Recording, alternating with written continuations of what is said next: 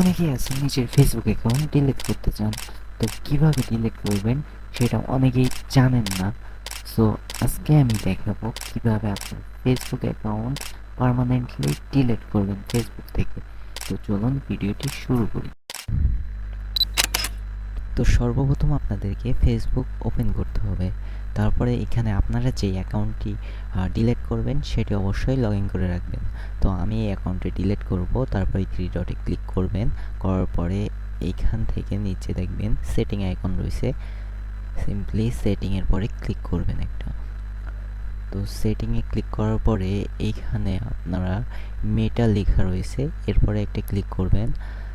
তারপরে এইখান থেকে চলে যাবেন আপনারা পার্সোনাল ডিটেলসে যাওয়ার পরে এখান থেকে অ্যাকাউন্ট ওনারশিপ অ্যান্ড কন্ট্রোলে ক্লিক করবেন। আমি কিন্তু স্টেপ বাই স্টেপ দেখাই দিচ্ছি মার্ক করে, আপনারা একটু খেয়াল করলেই বুঝতে পারবেন।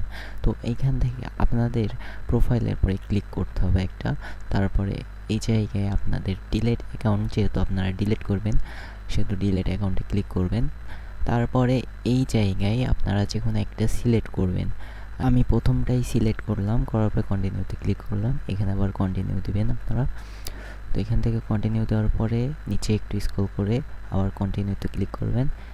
এইখানে আপনাদের যে ফেসবুক অ্যাকাউন্ট রয়েছে সেটা পাসওয়ার্ড দিয়ে দিলেই হয়ে যাবে। তারপর কন্টিনিউতে ক্লিক করবেন একটা, এই যে ডিলিট অ্যাকাউন্টে ক্লিক করবেন। আপনার অ্যাকাউন্ট কিন্তু ডিলিট, কিন্তু আপনি চাইলে আবার সেই পাসওয়ার্ড আবার নাম্বার দিয়ে অ্যাকাউন্টটি 1 মাসের ভিতরে ব্যাক নিয়ে আসতে পারেন। 1 মাস পার হয়ে গেলে আপনার অ্যাকাউন্ট পার্মানেন্টলি ডিলিট হয়ে যাবে।